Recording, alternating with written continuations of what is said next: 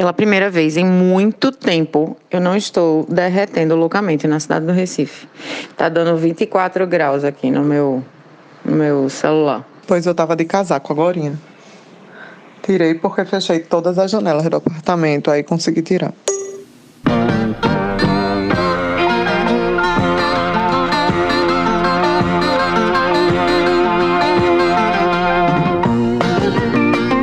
Conversando Água. Conversando Água. Conversando Água. Então, bora começar a polêmica, porque vocês ficam falando do assunto que não tem polêmica, não tem graça. Então, eu recomendei aquele livro que eu tava lendo, né? Arco-Íris da Gravidade. E é o seguinte, é um livro que eu tô relutando pra ler, porque é um calhamaço da porra, tipo umas 800 páginas. E é um livro difícil de ler, saca? Todo mundo fala que é difícil pra caralho e tal. E eu tive uma discussão uma vez com os amigos sobre se você deve ou não perder tempo, né? Ou sei lá. De jeito nenhum, que eu não fico insistindo para ler um livro gigante, chato, difícil, complicado, a não ser que seja uma coisa técnica que eu precise ler. Tipo, às vezes você precisa de um conhecimento e não tem outra saída. Fora isso, sem chance. Eu insistiria até um certo ponto. Inclusive porque vários dos livros de ficção científica que eu já li têm trechos que são difíceis de passar, digamos assim. Alguns exatamente no início, assim, aquela coisa que você, para passar das primeiras X páginas do livro, é um parto, é aquele negócio mais maçante, onde você está se aclimatando à história, etc.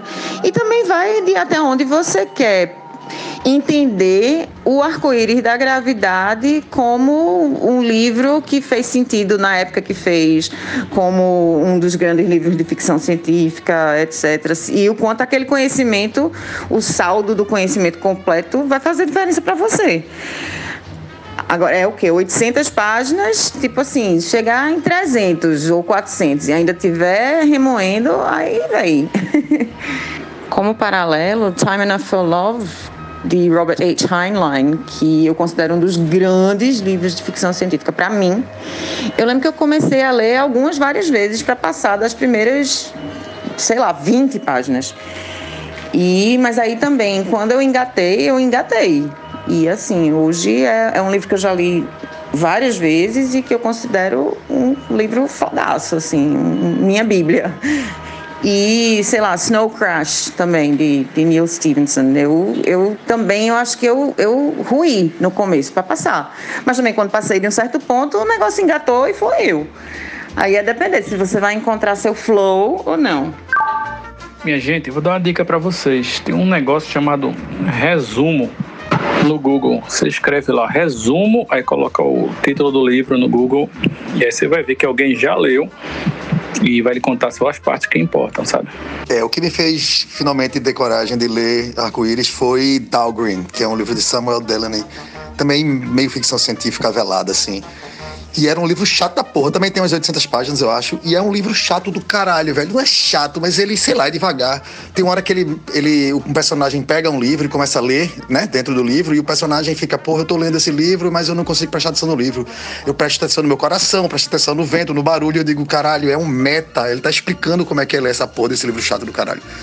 Mas eu fui e terminei, porque era um livro que eu queria ler. Eu tinha curiosidade, sempre tive curiosidade de ler Dahlgren, por exemplo. E foi foda pra terminar. Mas quando eu terminei, eu achei do caralho, tá ligado? Hoje em dia eu acho do caralho ter lido aquela porra.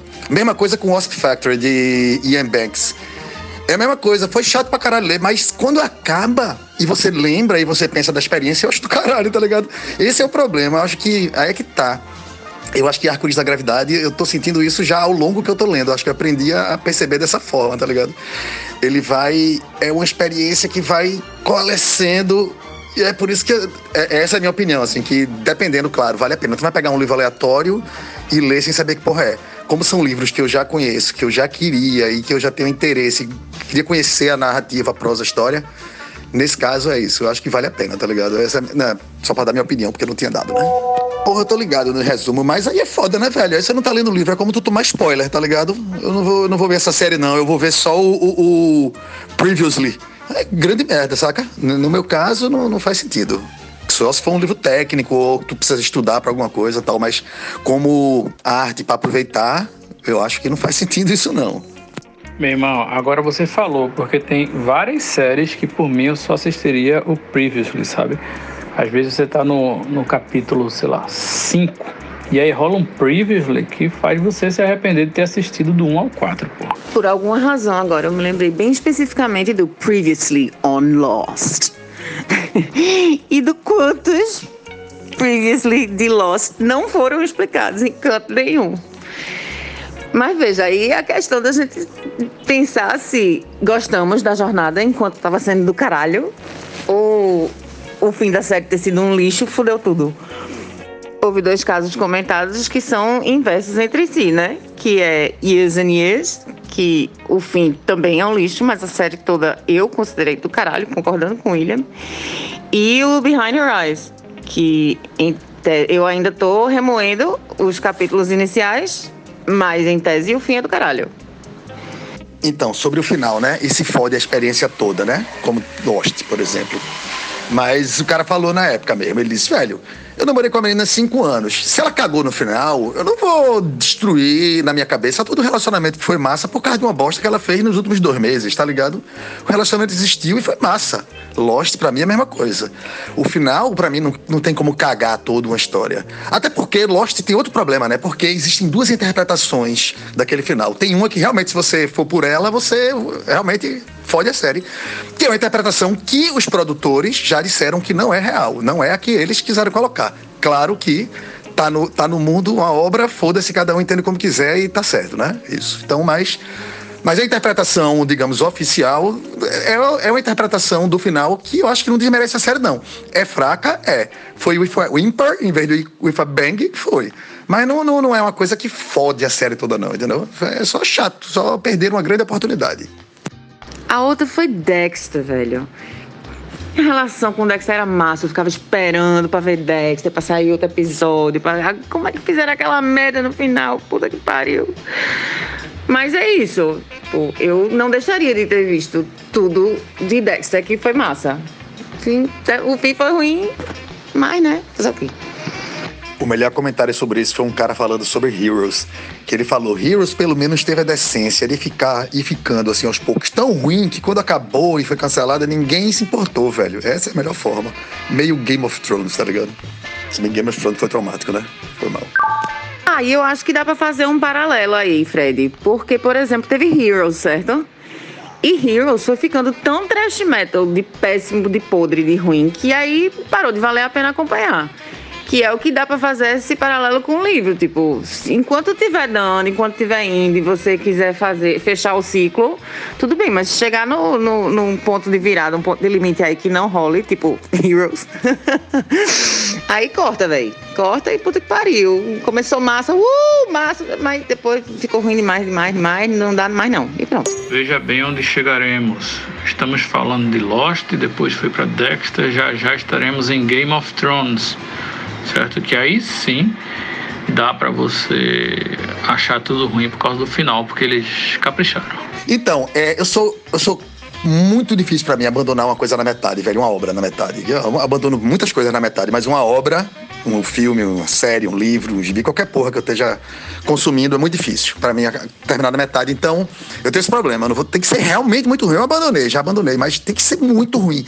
E no livro, como ele já vem com a expectativa, eu só vou ler um livro depois de ter estudado muito sobre ele, depois de ter ouvido falar muito sobre ele. Eu pesquiso muito antes de ler um livro, por exemplo. Então, é muito difícil eu largar. Eu jamais acho que vou largar um livro do meio, porque ele já vem com a carga da porra, tá ligado? Então, não é opção pra mim.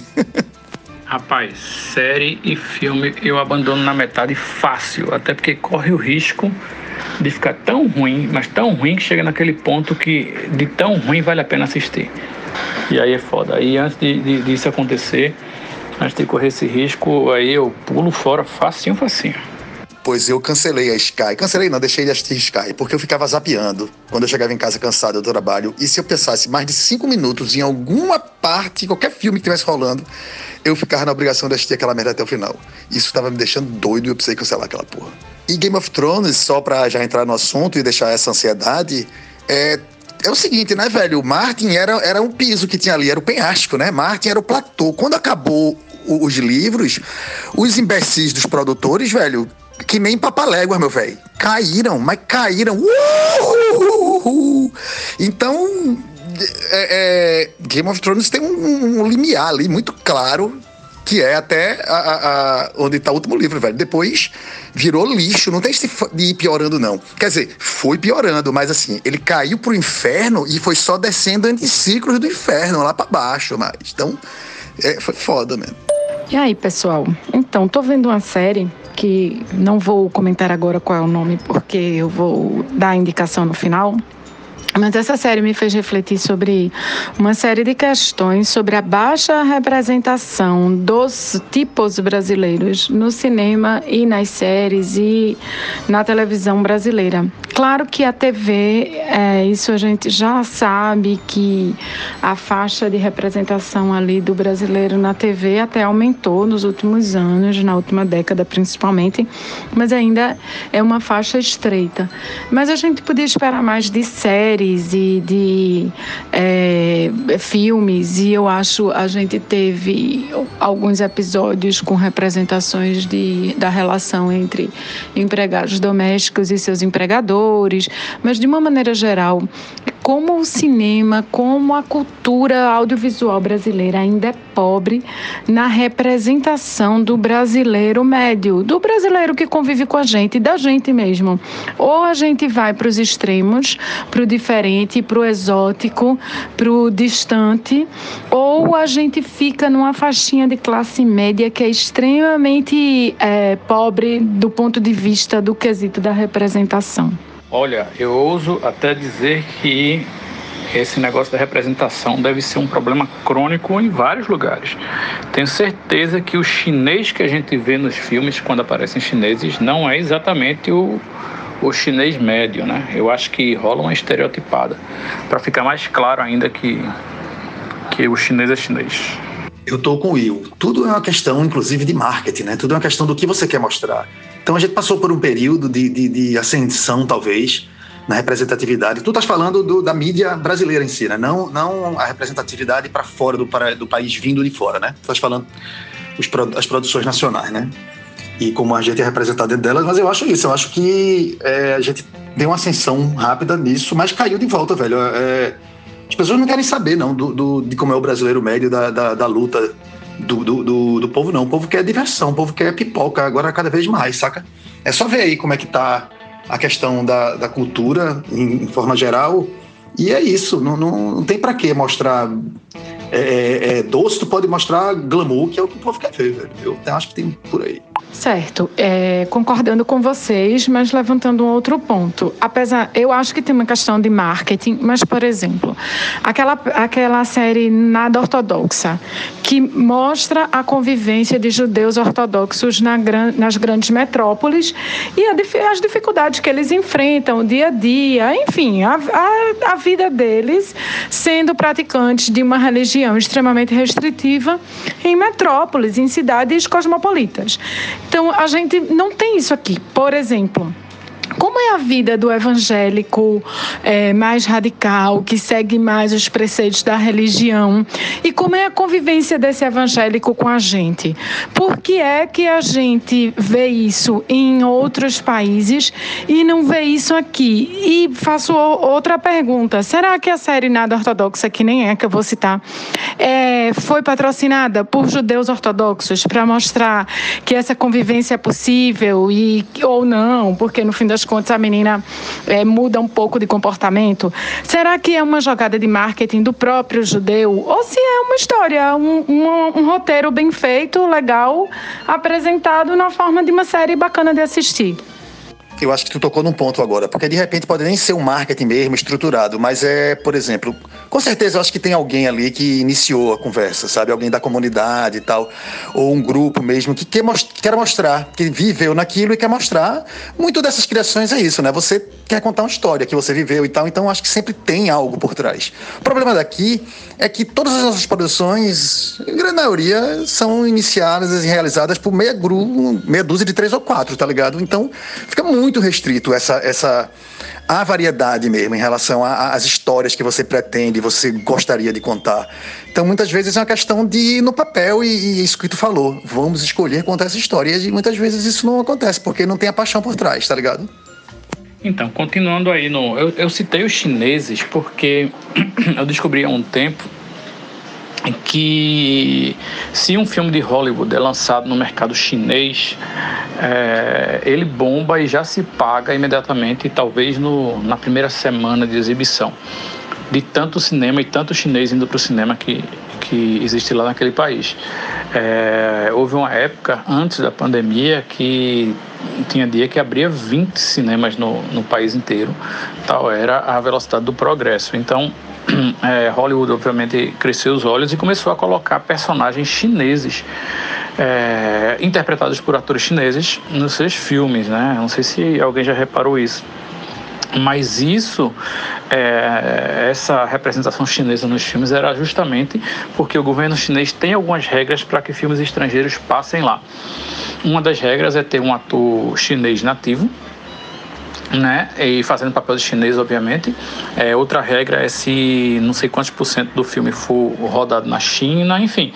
E aí, por causa disso, e para ter o filme passando em tantos cinemas de uma vez na China, os filmes acabaram colocando personagens chineses, né? Talvez uma procura aí no Google justifique isso, mostrando essa maior presença ultimamente dos chineses nos filmes de Hollywood. E isso me lembrou que num filme horrível que eu assisti chamado Comer, Rezar e Amar, tem um brasileiro que é interpretado, tem um personagem brasileiro que é interpretado por Javier Bardem. E aí ele fala um idioma lá que talvez para os americanos seja português, mas para a gente que é brasileiro não faz sentido nenhum. Devia ter um supercut, né, velho, disso. Todas as frases de brasileiros. Tem brasileiro em Lost falando essa língua esquisita. Eu acho que John Travolta também tem um filme dele que ele fala português, quer dizer, aspas, né? Tem isso. Vamos lá, Will, vamos procurar supercut de gente falando português em filme estrangeiro, que deve ser algo extremamente interessante. Cara, em Lost o brasileiro é Rodrigo Santoro, pô. Ele aparece lá pelo final da série. E a única coisa que ele fala é What happened? Sempre que ele aparece, ele What happened? Com a cara assim meio de não estou entendendo essa porra aqui.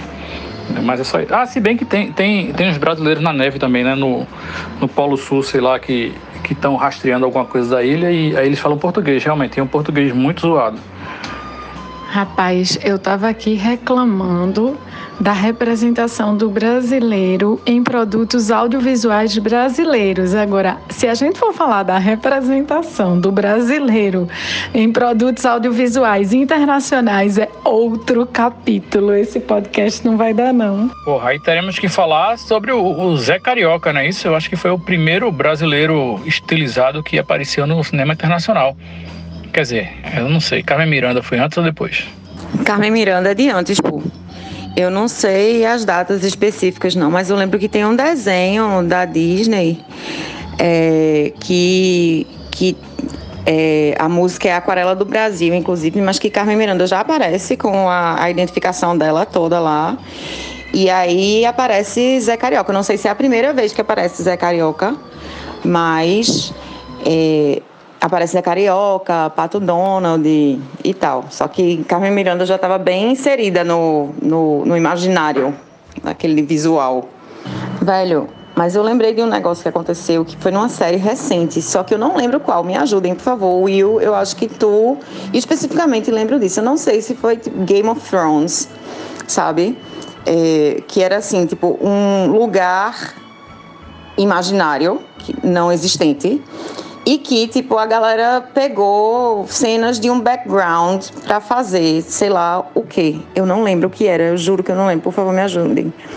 E enquanto o povo lá na frente tá gravando alguma coisa, a pessoa no background tá falando e tem um cara que grita, escola é R$1, escola é R$1, ou sei lá, R$3, ou latão, 3 latão é 10, não lembro o que é que fala, mas tipo, é muito bizarro, porque é uma coisa assim, tipo, que acontece nos tempos medievais, ou em outro planeta, ou em um lugar inexistente, e tem alguém no background vendendo Skol. Quem lembra disso? Tô lembrado o que é isso. Isso foi uma série. É uma série que não sei qual é o nome, porque é dessas coisas, como você falou, de fantasia, então eu não consumo esse tipo de drogas. Mas é uma série em que a galera tem uma confusão, assim, tipo uma batalha, e eles pegaram sound effects, né? Efeitos sonoros de algum banco de efeitos sonoros. E aí pegaram um som de multidão, de confusão e de tal. E no meio, eu acho que tinha sido gravado em local público no Brasil, no meio realmente aparece um cara gritando Skol, 3 latão é 10, uma coisa desse tipo, no meio da confusão lá do mundo imaginário da série, entendeu? É uma série com o Jason Momoa, o Aquaman, e é do serviço Apple TV Plus. A série se chama Sea e se passa realmente num mundo, sei lá como é que eu vou dizer, mas que não tem Skol a R$10 o latão. Isso mesmo. Por isso que eu não sabia porque que eu estava me lembrando ao contar essa história do Wilhelm Scream, que é exatamente porque tinha a ver com um banco de dados, velho. De sound effects, essas coisas, é isso aí mesmo. E falando em Wilhelm Scream, de vez em quando eu me pego, tipo, encontrando assim, ele enterrado em alguns filmes de ação, tá ligado? Quando eu vejo ultimamente, eu acho fantástico. Eita, bexiga, pareceu mais um papagaio esse do que o Wilhelm Scream, mas tudo bem. Vocês estão reclamando, mas pelo menos uma vez alguém falou um português decente numa produção internacional, tá? Não reclame, não. Acho que esse ficou melhor. O outro não tava parecendo papagaio, não. Tava parecendo Yoda. Bem, está trash do mesmo jeito. Se bem que ele é de banco de dados, né? Eu acho que o Will pode catar aí na hora de editar e botar o real Wilhelm Scream como trilha sonora desse nosso episódio do podcast. O primeiro tava aparecendo uma Ararajuba e o segundo tá aparecendo audição pra dublagem de série pornô. Série pornô com a mulher morrendo no final, né? Porque, meu Deus, foi péssimo. Não, sem comentários. Eu lembro da gente assistindo O Senhor dos Anéis e procurando tanto o Wilhelm Scream em cada um dos 3, né, da trilogia, quanto o Peter Jackson, que também aparece, né, nos 3. A gente ficava procurando os easter eggs no filme. Negócio de nerd da porra. Cecília, sua linguista, como é orgasmo em francês? La petite mort, ou a pequena morte. Ou seja, esse som aí que eu fiz é redundante, né? Porque é a pequena morte da mulher de fato morrendo, pelo que parece. Olha, eu entrei numa padaria agora, morrendo de medo, né? Eu desço, passo álcool na mão, peguei alguma coisa, passo álcool na mão, vou no caixa, passo álcool na mão, aí bota a senha do cartão, passo álcool na mão de novo, e passo álcool na mão, e passo álcool na mão. Eu contei, fora as pessoas que trabalham na padaria, e eu, né, abaixo dos 40 anos, todo mundo era idoso. Tinha tipo assim, uns 5, 6 idosos na padaria. Gente, é por isso que não dá certo, entendeu? Tipo, você não precisa ir todo dia comprar seu pão, velho. Você é idoso, fique em casa, cara. Pede delivery, sabe? Assim, eu acho que os 10 anos de pandemia que Diana profeciou vai rolar. Vocês estão prontos? O problema é que os velhinhos estão vacinados, né? E aí pensam que é passaporte de imunidade. Estão livres aí para comprarem seu pão, ir no banco pagar suas contas. Enfim, é isso, gente. Os muito velhinhos, né? Mas esses velhinhos, a não ser que sejam médicos, né? Acima de 60 anos, ou área de saúde, que aí já vacinou, a gente ainda está em 75 mais, pô. Mas pelo menos a notícia boa hoje, parece que vai sair um acordo aí para comprar 100 milhões de vacinas da Pfizer. Parece que Pazuello está aí se reunindo com o pessoal da Pfizer para finalizar esse acordo.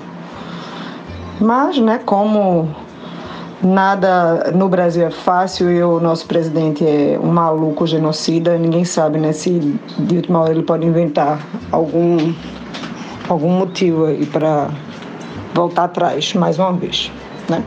Não seria a primeira vez. pois que os anjos estejam reunidos nesse momento com Nossa Senhora da Vacina e abençoe esse seu áudio, para que a gente tenha mais vacinas, seja ela qual for, de onde vier e como vier. A gente está com uma defasagem de muitos milhões de vacinas ainda, a gente precisa de luz no fim do túnel para resolver isso, porque pelo presidente não vai vir, não. O mais incrível é que a gente está um ano depois de perrengue no pior momento, né? Quer dizer, era para estar melhorando depois de tudo que se tentou fazer no mundo inteiro, mas a gente está começando de novo de um ponto inicial pior, né? Quem diria? Veja, tá piorando aqui no Brasil, né? Outros lugares tá melhorando de alguma forma. Agora, 1.910 mortes num dia é até um número generoso, porque a gente esqueceu de um termo muito importante chamado subnotificação, né? Eu acho que o número já passou de 2.000 mortes por dia há muito tempo, mas a gente também não tem essa capacidade de notificar precisamente. No início as pessoas se importavam com a subnotificação, mas agora virou uma cifra tão absurda que o povo não quer nem pensar se o número é real ou se realmente está subnotificado, e é muito pior do que já está. Sim, claro, levando isso em consideração, né? Aqui no Brasil sempre foi uma grande fantasia qualquer coisa em relação a número de Covid. Tudo é uma fantasia. E a gente nunca vai saber, porque existem esforços no mundo, já tem até, né, buscar atrás, assim, excessos de morte e tal, e fazer essa pesquisa e essa investigação. Aqui não vai existir isso, não tem como. Então, a gente está tratando nessa fantasia oficial, que é o que a gente tem, mas sabendo que é um percentual só do que realmente é o problema, tá ligado? Já dando permissão para me cortarem por motivos de termos em inglês, mas tem uma frase que diz que hindsight is always 20/20, né? Que significa que olhar para trás e dizer o que estava errado numa situação é muito mais fácil do que quando você está dentro da própria situação. Eu pensei de duas formas nessa colocação, que é, bom, esse podcast vai estar disponível, né, daqui a 20 anos, e a gente vai poder ouvir quais eram os nossos pensamentos e as nossas revoltas a esse respeito e elaborar sobre isso. Por outro lado, a gente não precisa de hindsight, a gente não precisa olhar para trás para ver a quantidade de bosta que esse governo está fazendo, tá ligado? No sentido de simplesmente desinformar as pessoas e gerar um caos muito maior do que o que poderia estar sendo. Um caos menor do que esse, digamos. O pior de tudo é que o óbvio se confirmou, para surpresa de ninguém, e a gente não conseguiu salvar a economia, porque disseram que iam fazer tudo isso para salvar a economia e o Brasil acabou de despencar no ranking das maiores economias do mundo. A gente que já pleiteou o 6º lugar, brigando ali com o Reino Unido, agora estamos abaixo do 10º lugar, em 12º precisamente, perdendo até para o Canadá. Não é lindo isso para nossa cara? É lindo. Essa falsa dicotomia entre economia e saúde, que foi a maior balela contada nessa pandemia, não só pelo presidente brasileiro não, que é um energúmeno, mas não estava sozinho. Outros o acompanharam. Maior balela contada que a gente estaria preservando, lutando para preservar salário, emprego, para o povo não morrer de fome. Gente, tem um filme dos anos 70, se eu não estiver enganada, chamado Cliente Morto Não Paga. Sim, se você morrer, se a sua família se fuder, se a galera perder a capacidade de gerar, se a galera não tá viva, como é que vai gerar dinheiro? Isso é tão ridículo, isso é tão óbvio. E eu tenho tanta raiva de quem defendeu essa falsa dicotomia. Tipo assim, o povo tá morrendo para salvar a economia. Não, o povo tá morrendo pra nada mesmo. O povo tá morrendo só pra morrer. Hoje eu tô só eu e Kátia Cega. Não está sendo fácil. O melhor dessa falsa dicotomia é que nunca foi, né? Nunca houve dúvida, assim. Existiam projeções, planejamentos, estudos. Todo mundo sabia exatamente o que deveria ser feito. Isso é o que é mais incrível. Por isso que eu continuo a dizer, minha gente, enquanto vocês, enquanto as pessoas não forem super críticas e análises retentivas em todas as coisas que dizem respeito aos profissionais da ciência, e eu falo ciência da forma dura mesmo. Vai dar isso, velho. É a vida. Vamos embora. E vamos piorar, porque a galera tá cada dia mais uhul. Não está sendo fácil. Não está sendo fácil viver assim. E aí, já que estamos falando de música e as pessoas podem postar bêbadas nesse grupo, existem algumas referências desse pequeno momento que eu acho que se conjuminam com aquilo que estamos vivendo. Deixa eu dar aquela... Welcome to your life. There's no turning back. Even while we sleep, we will find you acting on your best behavior. Turn your back on mother. Respira. Nature, everybody wants to rule the world. E aí os que querem rule the world do jeito cagado deles, cagam na cabeça de todos nós, né? PS, chega é feio usar uma música que é tão linda e significa tanta alegria para tanta gente nesse espaço de agonia, assim. Mas é isso, né? A gente significa e ressignifica os nossos momentos e traz aquelas palavras que a gente tem dentro de si. Eu vou confessar que se eu tivesse com a energia um pouquinho mais alta, eu ia estar aqui comentando um monte de coisa que aconteceu, puta, jogando lata, me arretando. Mas eu tô tão arretada, velho, que eu fiquei demente. E hoje eu tô meio num grau de demência altíssimo. Você abre os jornais e faz, não é possível. Pelo amor de Deus, o que aconteceu? É mentira, né? Não.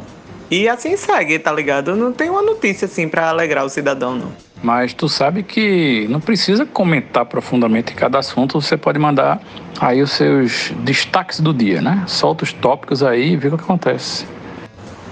Veja bem, começou o dia dizendo que a gente ia ter vacina da Pfizer, e aí o presidente dizendo que não sabia quantas, né? Milhões até abril. Aí depois teve ele dando um discurso sei aonde, dizendo que era mimimi, que todo mundo tinha que parar de frescura, como sempre, né? Ele fala que as pessoas têm que sair para trabalhar, que o país não pode parar, e que só tem que proteger os idosos, né? Ele não tem nenhuma informação, aparentemente, de que jovens, crianças e adultos também morrem. Eu acho que ele pensa que são só os idosos.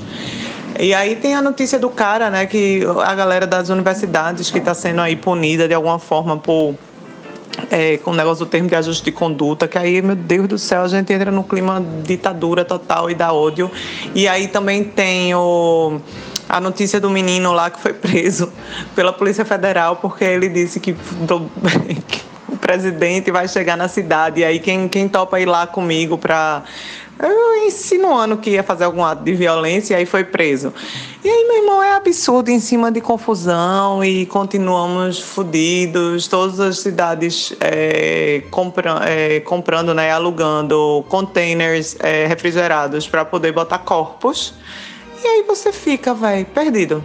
Eu acho que divulgar esses containers refrigerados, como fizeram aqui em Recife, que colocaram do lado de fora do hospital do idoso, assim, para todo mundo ver. Eu acho que se colocasse assim, tipo, esse container é para corpos que morrerem de Covid, vai dar um susto nas pessoas e pode ajudar aí no isolamento, né? Inclusive eu conheço pessoas que leram a reportagem que está chegando containers para os hospitais e realmente compartilharam preocupadas, né? Agora, se vai surtir efeito, eu não sei, mas tem que partir para o susto mesmo, para o povo ter noção de que a coisa está séria. Eu sou um pouco a favor de jogar a realidade na cara, assim, de dizer, tá tendo que comprar container porque não vai ter onde botar os corpos, não tá tendo como enterrar porque não tem como cavar mais cova e tal. Eu sou a favor disso também, porque eu acho que a forma normal de se comunicar que a merda vai virar boné não funcionou. Mas eu só estou dizendo que foi um impacto porque eu saí lendo isso e a gente que já tem a noção da realidade só vai se fudendo, né? E ficando pior do juízo. Inclusive, o que me rendeu gargalhada ontem foi Átila e Amarino. Planta o cu em casa, espera pela vacina. Eu não esperava jamais ler isso de Átila, mas eu ri e fiquei feliz pra caralho de ter se arretado, sabe? Porque eu acho que ainda tem alguma coisa dentro dele que tem esperança, que é tipo, puta que pariu, velho. Fiquem em casa, se cuidem. E não saiam.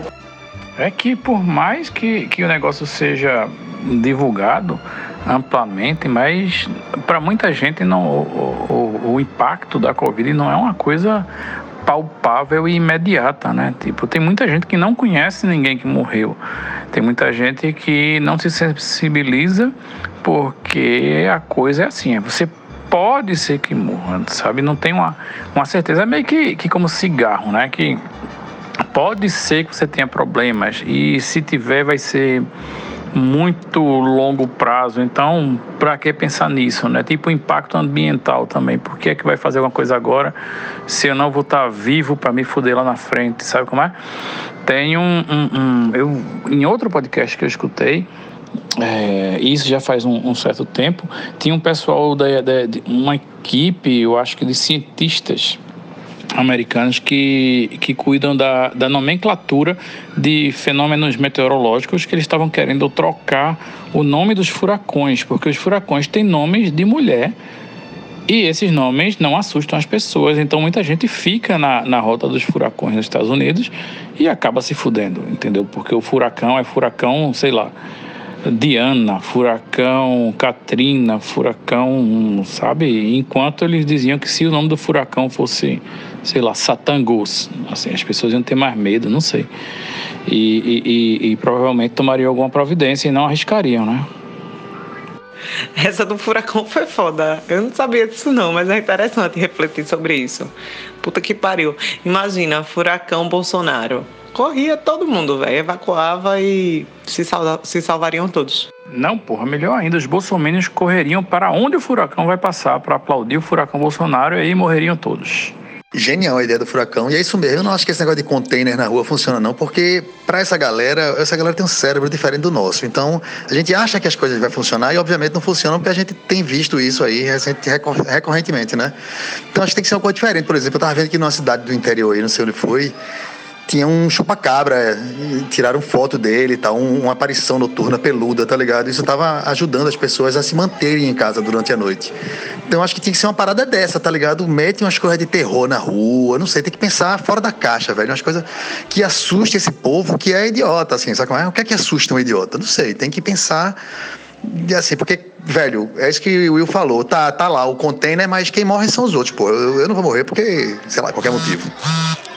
É uma boa botar, tipo, mulher de branco, com mais de florzinha, história de terror. Qualquer coisa, vai ajuda. Rapaz, para manter a classe média dentro de casa, basta uma greve da polícia, velho. Vocês lembram que quando tinha aquelas greves da polícia, só saía de casa quem queria saquear posto de gasolina em supermercado, né? Porra, fechou agora, velho. Uma greve fake da polícia, caralho. Resolveu o problema, William. Liga aí pra alguém conhece alguém na prefeitura? Eu conheço, acho que eu vou dar uma ligada.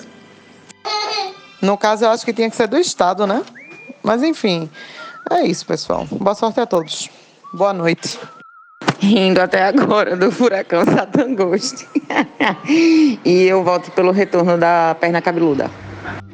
Caralho, quando eu era criança eu tinha medo da perna cabeluda e eu sonhava que era uma perna mega gigante, assim, só a perna, que ficava andando pelas ruas e era bem cabeluda e você tinha que dormir antes da perna cabeluda, que era pra não ver a perna cabeluda passando, entendeu? Porra, lembrei agora que na China, logo no começo da pandemia, tinha uns drones do governo que ficavam falando com a população e mandando voltar pra casa. E aí tem lá no YouTube o vídeo de uma velhinha sem entender o que estava acontecendo. E o drone filmando, assim, flutuando na cabeça dela, dizendo, volte para casa, você vai morrer de Covid e tal. E vai conduzindo a mulher até ver que a mulher entrou em algum lugar, entendeu? Essas lendas e mitos urbanos têm variantes diversas de acordo com a região e o grupo de pessoas que está ao seu redor, né? Ou o grupo de pessoas que, aspas, você quer aterrorizar. Eu lembro que eu tinha uma parada com a mulher de algodão, que eu acho que era de 11 à meia-noite e não podia entrar no banheiro, porque senão a mulher de algodão pegava. Então, se você estivesse morrendo de vontade de fazer xixi de 11 horas... ou era 11 horas, ou era meia-noite, e aí ninguém sabia, aí não sabia se era entre o período inteiro, ou se 11h00 já não podia entrar no banheiro, aí eu ficava pulando de dentro para fora da porta do banheiro. Bem, cada um com seus problemas. Digo o grupo de pessoas que você, entre aspas, também quer aterrorizar, porque era a galera do prédio que ficava, a galera mais velha contava essa história para os pirra mais novo, e os pirra mais novo ficava todos se cagando de medo, tá ligado? E aqui não tem drone acompanhando a pessoa para voltar para casa, mas rola um carro do ovo falando. Aqui perto de casa já rolou algumas vezes um super megafone, tipo, tentando conscientizar a população. Já a mulher do algodão, um amigo meu achava que ela aparecia do banco de trás do carro, vê? Totalmente nada a ver, né? Quando ele saía tarde da empresa, a gente dizia, vai lá, velho, ó, não olha pelo espelho não e cuidado com a mulher do algodão. E o cara ficava se cagando, velho. Ele disse que ia pra casa sem olhar o espelho do retrovisor. Essa ideia do carro do ovo é genial, porque podia ter o carro do ovo podre, né? Não pode sair de casa e passava o carro com o megafone, volta para casa e começava a jogar ovo podre nas pessoas, para as pessoas terem que voltar para casa de qualquer jeito. Tá vendo? Nada a ver com a minha história de mulher de algodão. E eu também não sei o que ela ia fazer comigo. Eu não lembro até hoje o que ela ia fazer comigo se ela me pegasse ou se eu entrasse no banheiro. Não sei se eu morria, se eu virava algodão, não sei não. Veja, eu não tinha esse medo quando eu era criança não, nem conhecia a história da mulher do algodão, né? Isso é de uma outra geração. Mas eu acho que não tem como ter medo de uma mulher de algodão, porque o abraço deve ser muito gostoso.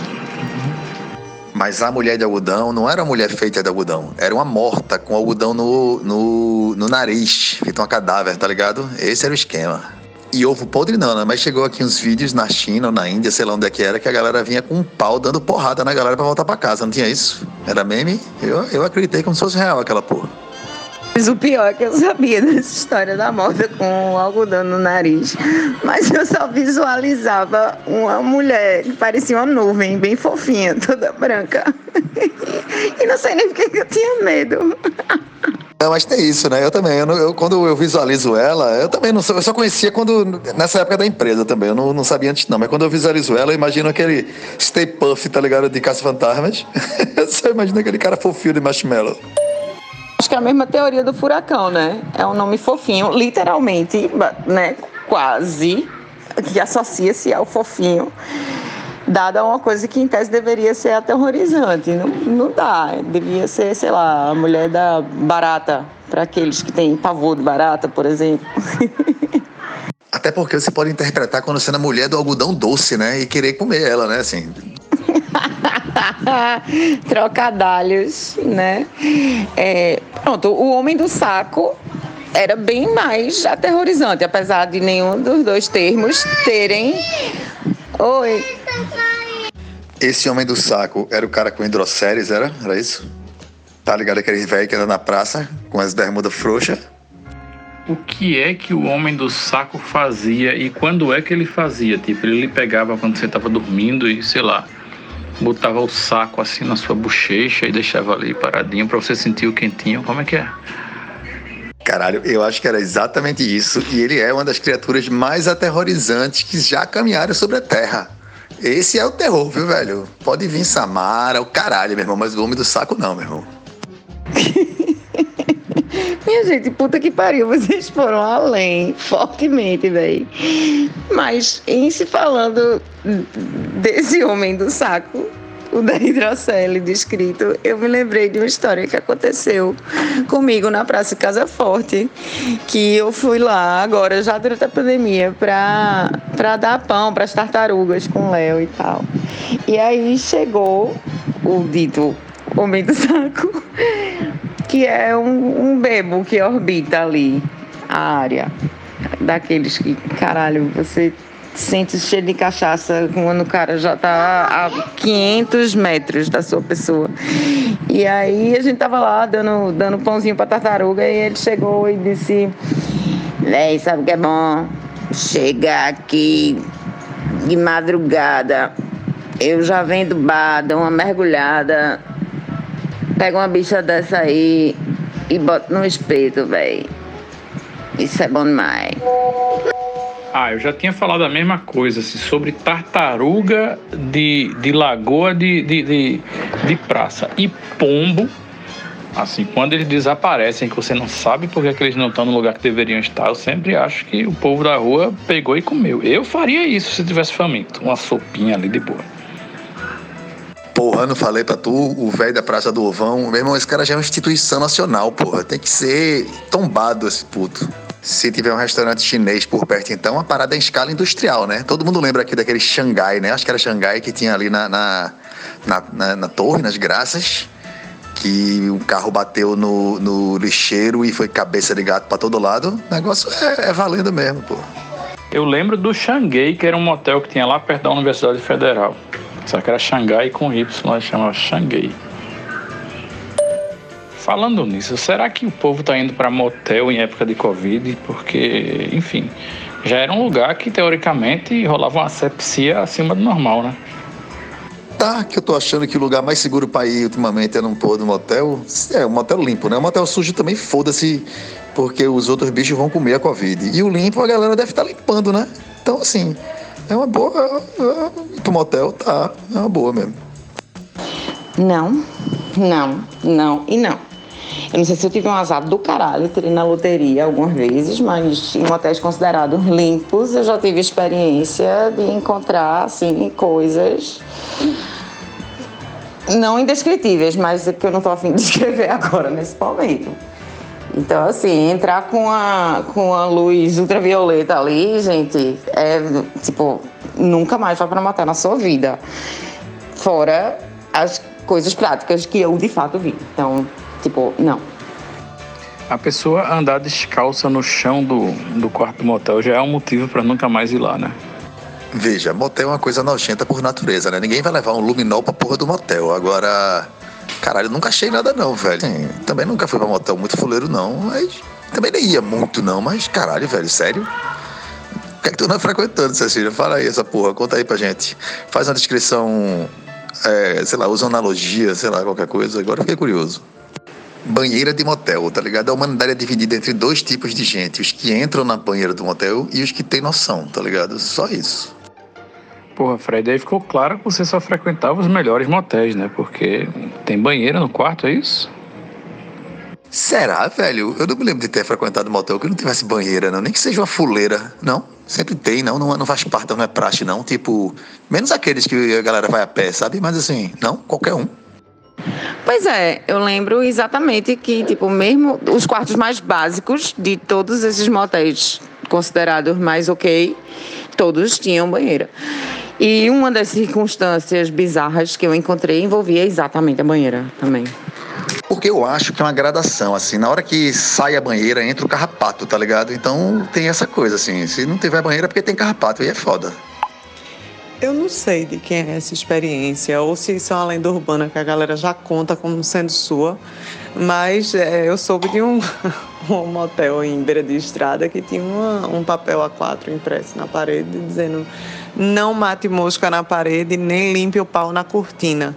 Eu acho que isso é a verdade do motel rasgada, assim, é tudo que a gente precisa saber, né, velho? Não faça coisas que você não faria na sua casa, velho. Quer dizer, faria? Caralho, isso é Kellan House, viu, velho? Devia ter também, Naked Counter-Strike, tá ligado? Alguma coisa assim. Ia ser foda isso. É isso, gente. A criatividade humana não tem limites e isso é fantástico. Nem para a criação de oportunidades que podem ter dado super certo para algumas pessoas, a gente não sabe. A Lan House moteleira, como foi que funcionou. E também coisas que as pessoas vão fazer porque exatamente não estão nas suas casas, tá ligado? Então, assim, é aquela coisa que me lembrou, inclusive, um meme de uma nota fiscal de um puteiro, eu acho, em Santa Catarina, que daria um curta-metragem fantástico, saca? Mas não dá pra gente esperar desse espaço uma asepsia além do normal. Eu diria sempre e antes aquém do normal. Fazendo full circle aí. E Dolly Parton, a mais famosa cantora de country dos Estados Unidos, pegou parte da fortuna dela e financiou a produção de uma vacina contra a Covid, que já ficou pronta, já foi aprovada e ela já tomou a primeira dose da própria vacina.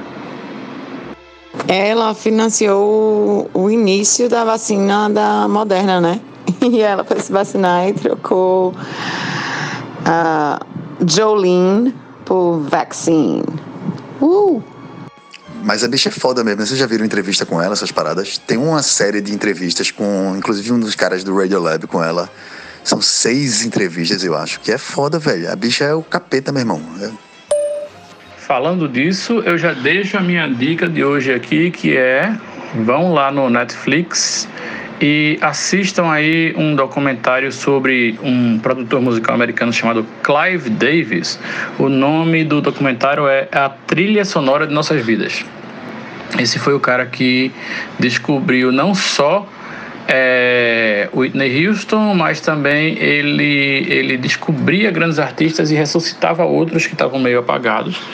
E o cara era uma máquina de fazer dinheiro e de fazer carreiras também, né? O cara que foi responsável por Barry Manilow, Dionne Warwick, Whitney Houston, Annie Lennox na carreira solo, Kenny G, Aretha Franklin, Toni Braxton, Air Supply, tô lendo, tá? Aqui no Google. Grateful Dead, Patti Smith, Janis Joplin, descobriu Bruce Springsteen, ressuscitou Santana, o guitarrista, Simon & Garfunkel, Chicago, Aerosmith, Maroon 5, Alicia Keys e mais um monte de gente. Só para não dizer que o cara era um gênio, ele também descobriu e lançou o Milli Vanilli. Mas aí eu discordo. Eu acho que a grande genialidade dele foi o Milli Vanilli, velho. O resto foi só bom trabalho bem feito, parabéns, isso é foda. Mas gênio precisa dessa, saca? Rapaz, essa parte do Milli Vanilli não dá pra acreditar não, no documentário, porque o cara era desses produtores executivos, mas que mexia no arranjo das músicas, no jeito de cantar. Ele metia o bedelho em tudo pra transformar os artistas em mina de dinheiro, né? E os artistas, obviamente, concordavam com isso. Mas quando vai falar do Milli Vanilli, ele diz que não sabia que os caras não cantavam, entendeu? Ele diz, se eu não me engano, ele diz que descobriu pela imprensa que os caras eram uma farsa. Foi ele que tentou depois lançar The Real Milli Vanilli, que foi um total e completo fracasso.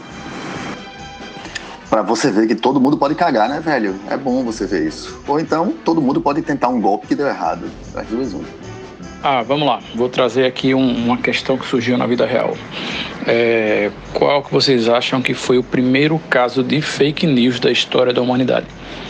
Não vale vir com história da Bíblia e nada desse tipo. Assim, tô falando sério. Qual foi a primeira fake news que realmente impactou a sociedade? Quando mentiram que Tapacurá estourou, lembra uma época que não era verdade? Deve ter sido nesse dia. Com certeza foi alguma coisa que aconteceu aqui em Pernambuco. Vale assim, quando o primeiro rei disse que era descendente divino?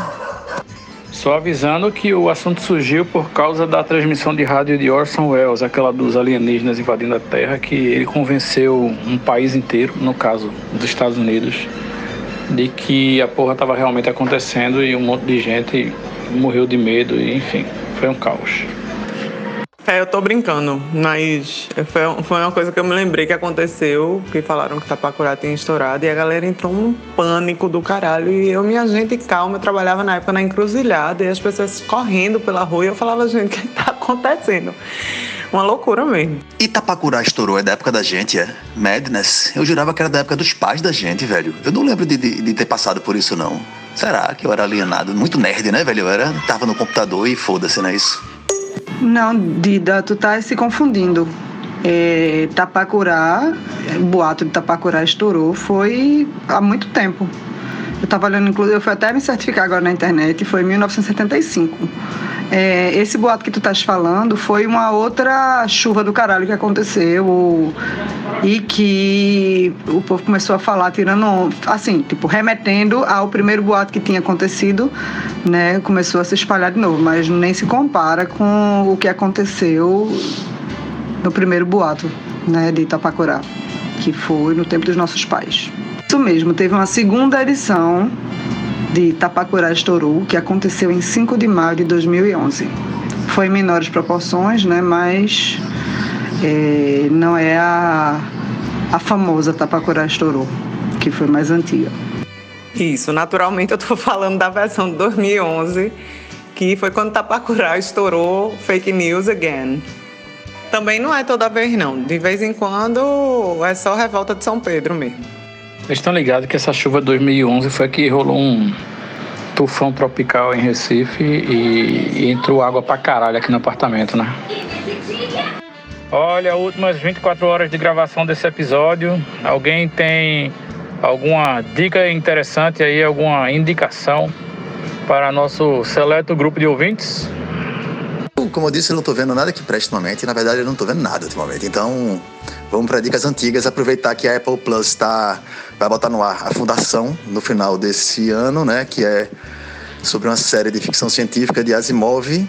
E a recomendação é ler os livros, que são sensacionais. Tem uma trilogia original, que é a base, mas tem mais 4 livros que tem um prequel e sequências e tal, que são bem interessantes. Então, eu tô no mini clube do livro com uma amiga minha, que ela me botou nessa roubada, ela me convenceu a ler todos os livros antes de começar a série até o final do ano. Então, estão aí 7 livros, são 2.500 páginas, só, tranquilo. Eu tô baixando o audiobook, eu acho, porque, né, para diversificar. E é isso, essa é a dica. Fundação de Asimov. Lê o livro e depois assista a série. Compre o papel higiênico e ande no parque temático.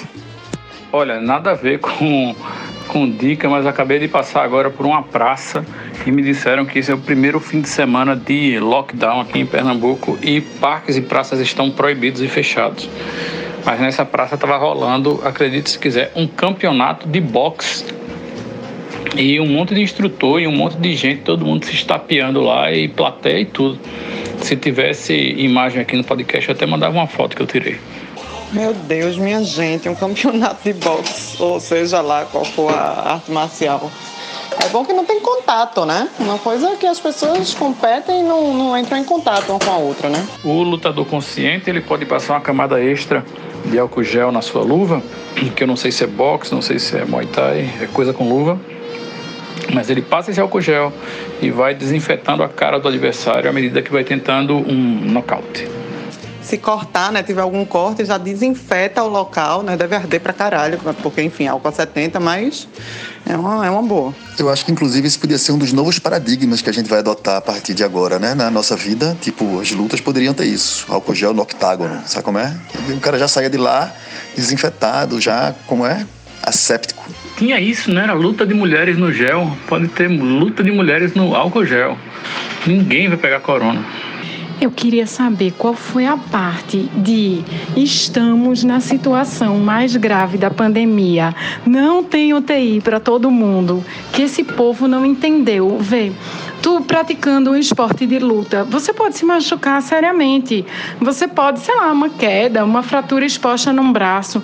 Se você precisar fazer cirurgia, você não vai poder, porque não vai ter UTI para você ficar, porque você teve um troço no braço e não vai ter UTI para você, porque as UTIs estão lotadas com o povo de Covid.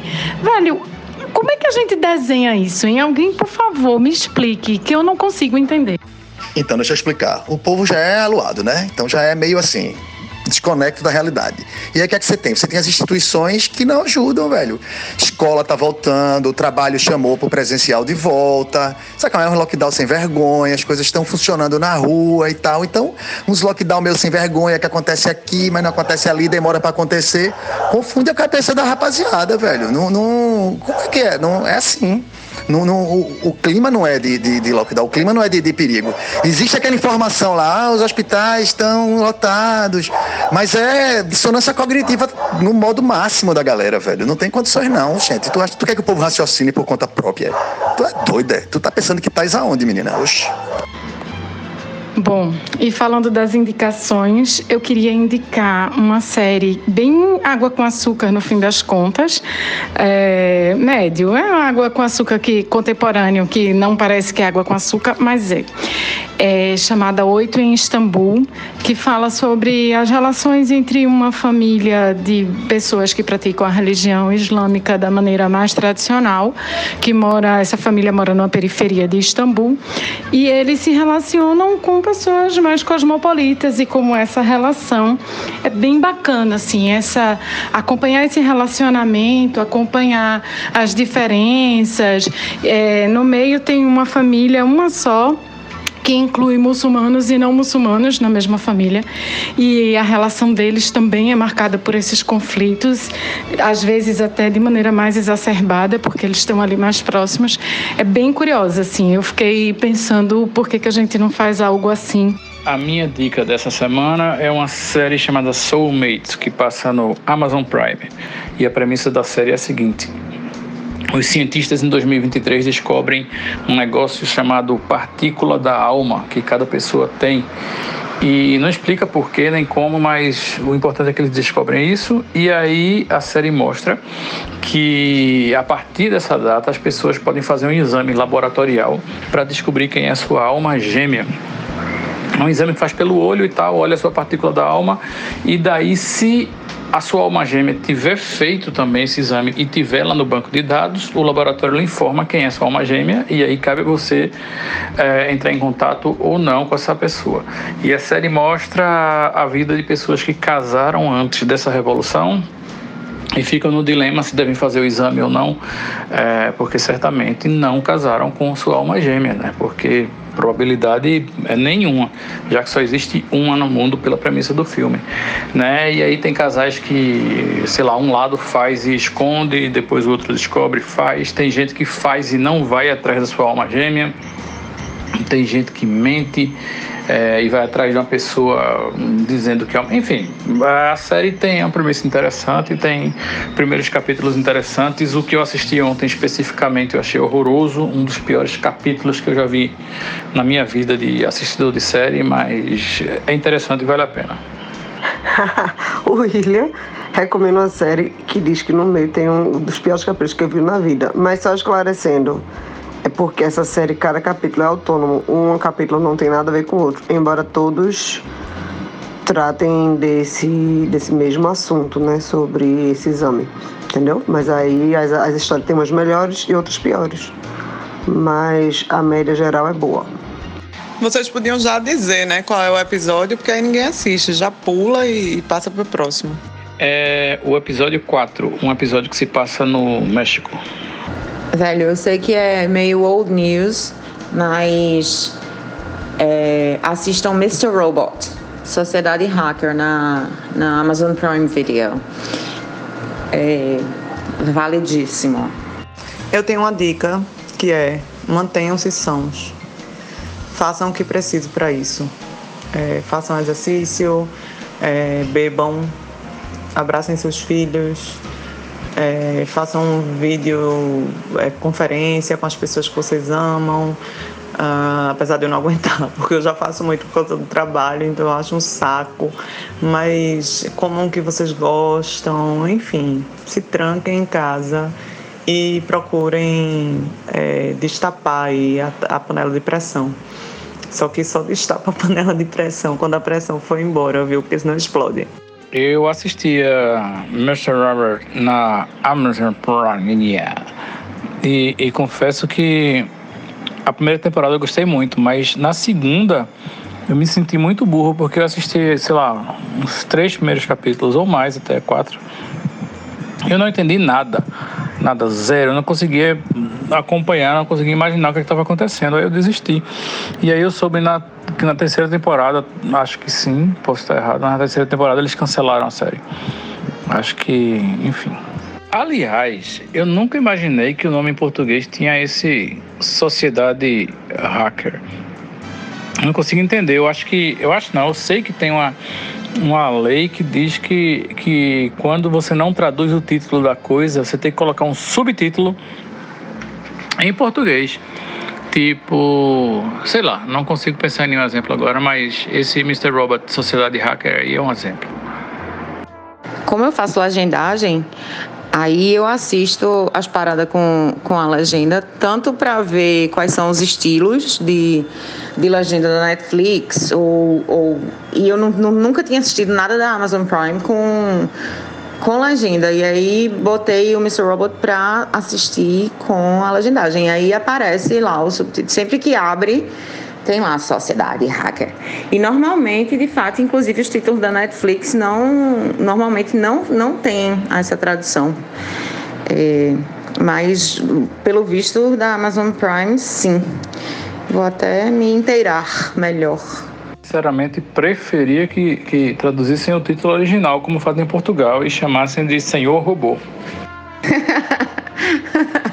É tipo The War of the Roses, né? A Guerra das Rosas. Aquelas traduções super fantásticas. Mas tinha isso. Eu tinha uma fita VHS que tinha Mad Max, o primeiro. E aí, quando eu dava play, tinha um dublador que falava: numa distribuição network, Mad Max, além da cúpula do trovão. Eu lembrei agora que eu tô errada, porque eu sei que, por exemplo, La Casa de Papel em inglês é The Money Heist. Então eles traduzem sim algumas coisas, de fato. E eu acho que esse é um assunto muito comprido para mim. Se eu for começar a falar disso agora, vai dar outro podcast inteirinho falando de legendagem. Mas, por exemplo, eu assisto as coisas que não são originalmente em inglês, eu assisto com a legenda em inglês, porque a gente faz as legendas a partir de um template em inglês para todas as outras línguas. Carai, qual era o subtítulo de Highlander, hein, véi? Era Highlander, o Guerreiro Imortal, que é um subtítulo e também uma sinopse. Não só a sinopse, como o desfecho, né? É tipo, tem umas coisas que realmente tem que ser estudadas. Pois é, tem uns títulos em Portugal e é foda falar isso, mas realmente é muito trash, tipo Hitchcock, Vertigo, que em português é Um Corpo que Cai. A tradução, o título em Portugal é A Mulher que Viveu 2 Vezes. Puta que me pariu, tá ligado? Não, é a mulher que morreu 2 vezes, é pior ainda, entendeu? Porque quando a porra do corpo cai a primeira vez, você já sabe que não aconteceu nada. Em se tratando de suspense e filme de terror, eu até gosto. Como eu detesto tomar susto e detesto ver filme de terror, eu acho que é até uma boa, porque já te deixa preparado para o que vai acontecer. Apesar de que eu nem começo a assistir, mas se eu fosse assistir, pelo menos eu ia saber, né? Mas eu só vim dizer aqui que Beyond the Thunderdome é um subtítulo legítimo, porque é o terceiro Mad Max. E esse subtítulo é o nome do filme em inglês, realmente, né? Então tá tranquilo nesse caso. Agora, eu ia até perguntar se o assunto era polêmico demais para o final de podcast, porque fudeu, né? Vai dobrar o tempo do podcast, porque eu tô muito impressionado de saber que é uma lei, William. É verdade essa porra, porque essa caralha desse subtítulo é uma coisa infernal e sei lá, sem vergonha. Fico pensando se a gente não deve deixar para continuar esse assunto no próximo, né? Porque aí, velho, começa a falar e não termina nunca mais. É isso aí, pessoal. Então vamos encerrar o nosso podcast dessa semana com esse assunto tão polêmico. E na próxima a gente continua com títulos em português inadequados para títulos em inglês intraduzíveis. Obrigado pela audiência. Se quiser falar com a gente, é só mandar um e-mail para conversandoaguapodcast@gmail.com. Um abraço!